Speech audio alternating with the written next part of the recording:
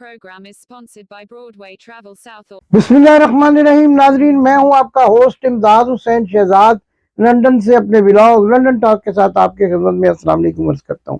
नाजरीन, बड़ा अजीब वाक़या हुआ। साइफर की समाअत के दौरान बहुत ही दिलेर और ईमानदार ब्यूरोक्रेट और सफारती मामलात को अच्छी तरह समझने वाले जनाब असद मजीद, जो अमरीका में उस वक्त पाकिस्तान के सफीर थे जब साइफर की बातचीत चली, आज उनकी शहादत थी।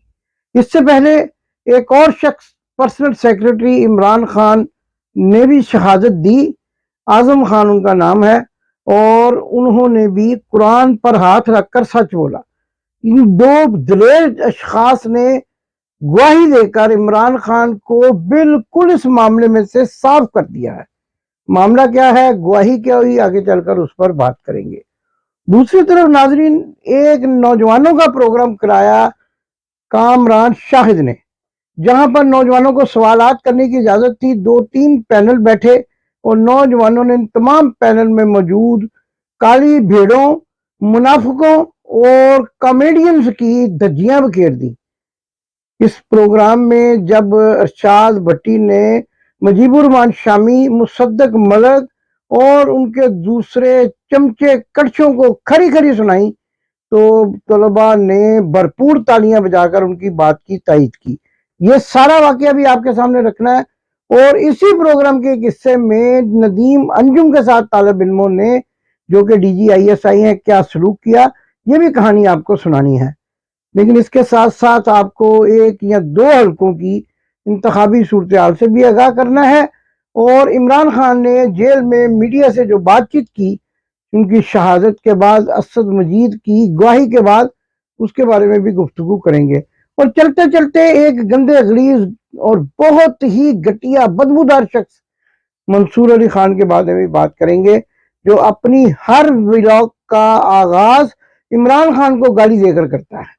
तो नाजरीन, सबसे पहले आज अदालत की, यानी कल जो गुजर गया है, उसमें अदालत की कार्रवाई का जिक्र करना मैं जरूरी समझता हूँ, जिसमें पाकिस्तान के अमरीका में सफीर, इंतहाई तजर्बाकार प्रोफेशनल जो है वो सफारतकार असद मजीद ने गवाही दी। उन्होंने अपनी गवाही में कहा कि मेरी डोनाल्ड ट्रंप से मुलाकात जरूर हुई, फोन पे भी बात हुई, और वो सफर जो है वो पाकिस्तान के सफीर की हैसियत ने मैंने आगे पहुंचा दिया। और फिर उसके बाद उन्होंने ये कहा कि उसको डीमार्च करने का कहा गया, और फिर डीमार्च करने के बाद मुझे नहीं पता कि वो कहाँ गया, लेकिन ये मेरी जिम्मेदारी बनती थी कि मैं वो जो साइफर है उसको डीकोड करवा के, या जैसे भी जिस भी इदारे ने डीकोड करना है उस तक वो पहुंचा दूं। तो नाजरीन, बड़ी दिलचस्प बात यह है, मंसूर अली खान कबूतरबाज लौंडा इस बात को बड़ी तनकीद का निशाना बना रहा है कि साइफर जो है वो डीमार्च करने और डीकोड करने के लिए आर्मी वालों के पास गया। 4 कहता है कि इदारे उसको डीकोड करते हैं, और उसके बाद जो है पेंटागन अगर कोई धमकी देगा तो पेंटागन देगा। भाई बात सुनो, अगर कोई किसी सियासतदान को धमकी देगा तो पेंटागन का क्या काम है उसमें धमकी देने का? फिर नॉलेज दुरुस्त करो। और ये तो साइफर वो चीज है जिसको सलीम साफी जैसा लफाफी पहले कहता था इसका कोई वजूद ही नहीं है, और अगर कोई इसका वजूद हुआ तो मैं सहाफत छोड़ दूंगा। लेकिन मेरे दोस्त ने, शहबाज गिल ने अमेरिका से रिक्वेस्ट की है सलीम साफी से कि बराए करम सहाफत ना छोड़िएगा, क्योंकि जिस्म के अंदर, सोसाइटी के अंदर, गटर के अंदर गंदे मादों की भी जरूरत होती है, वो भी अपना काम करते हैं। और सेहतमंद मादे जो होते हैं, बैक्टीरिया होते हैं, उन गंदे मादों से कई किस्म के फायदे भी हासिल करते हैं। तो इसलिए हमारी सबकी गुजारिश है, और मैं तायद करूंगा मोहतरम जनाब शहबाज गिल साहब की, कि सलीम साफी को सहाफत नहीं छोड़नी चाहिए। गंदे अंडे, गंदे कीड़े जो हैं अवाम के सामने आते रहेंगे तो उनको पहचानते रहेंगे। दूसरी जानब, जैसा कि मैंने आपको ये कहा कि शहादत हुई, गवाही हुई, सच्चे आदमी ने सच्ची गवाही दी, और उसने कहा कि मैंने साइफर जो है मिलने के फौरन बाद मुतलका लोगों को और वज़ीर आज़म को इतला कर दी थी, और उसके बाद का मुझे कुछ पता नहीं है, मेरी जो ड्यूटी थी वो मैंने पूरी कर दी।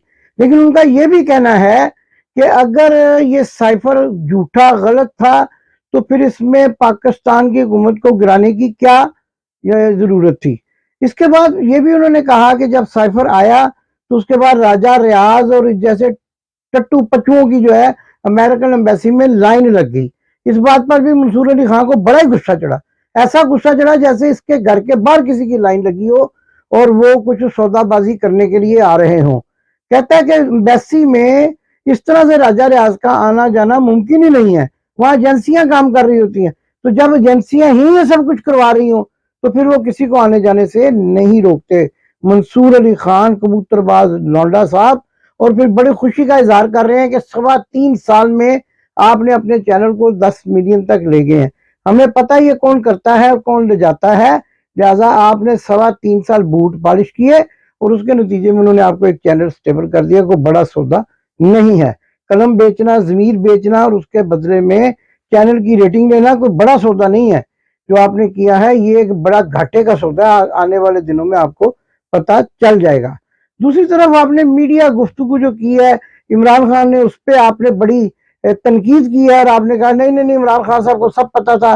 مجھے تو یوں لگتا ہے جیسے عمران خان کے آپ پپھی کے پتر ہیں, اور جو عمران خان کو نہیں بھی پتہ ہوتا وہ آپ کو پتہ چل جاتا ہے, کیونکہ آپ جن کے لیے کام کرتے ہیں, جن کے لیے آپ کام کرتے ہیں وہ آپ کو بتاتے ہیں. تیسرا آپ نے سائفر کیس کی جو ہے بالکل کہا کہ سائفر تھا ہی کچھ نہیں, حالانکہ اس سارے پروگرام پہ مرحوم اور شہید ارشد شریف نے ایک پروگرام بھی کیا تھا. آپ بڑے جرنلسٹ ہیں یا ارشد شریف بڑے جرنلسٹ ہیں, فیصلہ میرے سننے والے کریں گے, اور پھر آپ کو بتائیں گے کہ ارشد شریف نے جو بات کہی تھی وہ کس حد تک درست تھی. لیکن آج کل تو آپ کی یہ ڈیوٹی لگی ہوئی ہے منصور علی خان صاحب کہ آپ نے صبح اٹھتے ہی میاں بیمار شریف کی تعریف کرنی ہے, موجودہ حکومت کی تھوڑی سی چاپلوسی کرنی ہے, ایکسچینج ریٹ اور مارکیٹ کی صورتحال کی خبریں نکال کر پڑھنی ہے, اور فوراً عمران خان پر برسنا شروع ہو جانا ہے, فوراً عمران خان کے ساتھیوں پر برسنا شروع ہو جانا ہے. لیکن یقین رکھیے کہ آپ کے سر پر جو جوتے برسنے والے ہیں نا وہ شاید آپ کو گننے بھی مشکل ہو جائیں گے. تو ناظرین, تیسری اہم خبر جو میں نے آپ کے سامنے رکھنی تھی وہ کامران شاہد کے پروگرام میں نوجوانوں کا کٹ تھا, اور وہاں سوال و جواب کی محفل ہوئی جس میں 3-4 پینل بیٹھے. ان میں ایک حفیظ اللہ نیازی صاحب تھے, ایک ان میں جو تھے اظہر صدیق ایڈوکیٹ صاحب تھے, ایک ان میں مجیب الرحمان شامی صاحب تھے, ایک ان میں ارشاد بھٹی صاحب تھے, اور ایک پاکستان مسلم لیگ نون کے مصدق ملک تھے. تو جب یہ سارے سوال و جواب ہوئے تو نوجوانوں نے ایسے تند و تیز جواب دیے, سوال کیے کہ جن کے جواب دینے ان کے لیے مشکل ہو گئے. اور شامی صاحب نے تو غصے میں آ کے ایک نوجوان کو یہ بھی کہہ دیا کہ بزرگوں سے تمیز سے بات کرنی چاہیے. اس کے جواب میں جناب ارشاد بھٹی صاحب نے کہا کہ گٹیا لوگوں کو گٹیا کہنا, چوروں کو چور کہنا, گٹر میں بیٹھے ہوئے لوگوں کو گندا خلیص کہنا کیا تمیز کی بات ہے. لیکن شامی صاحب چونکہ لفافے لیتے ہیں, پیٹرول پمپ لیتے ہیں, لہذا آقاؤں کے بارے میں کوئی بات سننے کے لیے تیار نہیں تھے. دوسرے صاحب جو ہیں نیازی صاحب, ان کا مسئلہ یہ ہے کہ سگے بانجے نے ان کو جو ہے وہ وزیر نہیں بنایا, نہ ٹکٹ دیا نہ وزیر بنایا, اور کہا کہ گھر جا کے بیٹھے آرام کریں, آپ کو تو ماشاءاللہ بولنا بھی ٹھیک طریقے سے نہیں آتا. تو وہ بھی دشمن بن گئے, لہذا وہ بھی ہر وقت عمران خان کو کوستے رہتے ہیں. آج اگر وزیر ہوتے تو ڈیفینڈ کر رہے ہوتے, obviously یہی بات ہے. لیکن یہاں پر یہ امید جو ہے پیش کرنے کی کوشش کی جا رہی ہے کہ عوام, وہ جو اس پروگرام کے اینکر ہیں کامران شاہد, وہ مسلسل نوجوانوں کو اکساتے رہے کہ آپ باہر نہیں نکلتے, آپ توڑ پھوڑ کریں, آپ مظاہرہ کریں, آپ باہر نکلیں, انقلاب لے آئیں. بھئی نوجوانوں نے فیصلہ کر لیا ہوا ہے, وہ ووٹ والے دن ووٹ ڈال کے اپنی رائے کا اظہار کریں گے. پھر کامران شاہد نے یہ بھی کہا کہ آپ اپنے امی ابو کو کیوں لے کے جائیں گے ساتھ, ان پہ کیوں پریشر ڈالیں گے, آپ کون ہوتے ہیں ان پر پریشر ڈالنے والے. کامران شاہد صاحب واقعی آپ کے ابو نے تو شاید کبھی آپ کو پریشر سنا ہی نہ ہو, آپ کی کوئی خواہش پوری نہ کی ہو, لیکن کلچر یہ ہے کہ ماں باپ جو ہے اپنے بچوں کے کہنے پہ ووٹ ڈالا کرتے ہیں, اور وہ بچوں کی پسند اور ناپسند کا خیال بھی رکھا کرتے ہیں, اور اپنے خیالات کو بھی بعض اوقات اپنے بچوں کے حق میں تبدیل کر لیتے ہیں. یہ کلچر ہے ہمارا. دیکھیے گا کئی لوگ اپنی ماؤں کے ساتھ آئے ہوتے ہیں, کئی مائیں اپنے بچوں کے ساتھ آئی ہوتی ہیں, وہ اس لیے کہ امی جتنے بیٹا کہے گا اتنے مور رہے گی. تو تسی اگر ایز کی الیکشن ہویا تو الیکشن صحیح اور شفاف ہویا تو کامران شاہ صاحب تھوڑے جو بندے دا تے ویسے وجود نہیں ملنا. دوسری اہم بات یہ ہے کہ پروگرام میں اس وقت جھگڑا ہوتے ہوتے بچ گیا جب ارشاد بھٹی نے کامران شاہد کو کہہ دیا کہ اگر آپ نے ببو برال جیسے کامیڈین یہاں پر بٹھانے ہیں اور ان کا اشارہ مجیب الرحمان شامی اور حفیظ اللہ نیازی کی جانب تھا، تو پھر ہمیں مت بلایا کریں اور ورنہ ہماری بات کا سنجیدگی سے جواب دیا کریں۔ اس بات پر تھوڑی تکرار ہوئی، تو میں ہوئی، ماحول گرم ہو گیا۔ دوسری طرف ناظرین، عمران خان کی جو ضمانت کا معاملہ ہے سائفر کیس میں، وہ یوں نظر آ رہا ہے کہ شاید 26 تاریخ کو ضمانت ہو جائے گی اور عمران خان جو ہیں وہ باہر چلے آئیں گے جیل سے۔ تو اس کے ساتھ ساتھ انہوں نے اتوار کو جو کال دی ہے اس کو یہ بڑا تنقید کا نشانہ بنا رہے تھے سلمان شاہ صاحب اپنے پروگرام میں، کہ عمران خان نے کہا پرامن کال ہوگی، تو پرامن ہی ہوگی، وہ تو کمپین کے لیے کہا انہوں نے، ڈور ٹو ڈور جائیں گے، وہاں اپنے لیفلیٹ تقسیم کریں گے، اپنے ووٹ کی اہمیت کے بارے میں لوگوں کو آگاہ کریں گے، تو وہ پرامن ہی ہوگی۔ آپ اکسا کے یہ چاہتے ہیں کہ وہاں کوئی اصل میں پلان جو ہے نا ان کا یہ ہے کہ وہاں بھی 9 مئی والا کو واقعہ کیا جائے اور وہ لوگ جو اپنا ووٹ مانگنے کے لیے اپنے امیدواروں کے ساتھ جائیں گے ان کو گرفتار کر کے الیکشن سے پہلے ان کو گھروں سے نکلنے سے روک دیا جائے۔ یہ پلان ہے، آپ نوٹ کر لیجیے۔ ایسے ہی ہوگا کہ جب عمران خان نے یہ کال دی ہے کہ آپ جائیں کمپین کریں، کمپین کی کال دی ہے، احتجاج کی نہیں دی ہے، اور جب کمپین شروع کریں گے تو وہاں پر جو بدمزگیاں کرنے کی ایجنسیوں کے لوگ کوشش کریں گے، اس کے نتیجے میں اس کو بھی کہا جائے گا کہ یہ سوبوٹاژ کرنا چاہتے تھے، اس لیے ان کو پکڑ کے اندر دے دو، اور نہ یہ باہر ہوں گے نہ یہ ووٹ ڈالیں گے۔ منصوبے تو انہوں نے بہت سارے بنا رکھے ہیں، لیکن اللہ کی ذات کا بھی ایک منصوبہ ہے اور وہ منصوبہ عمران خان کے حق میں ہے۔ آپ اس وقت جس سے بھی بات کر لیں، اس نے بریانی کھائی بھی ہو تو وہ منہ پونچھ کے آپ کو کہے گا ووٹ عمران خان کا۔ پاکستان زندہ باد۔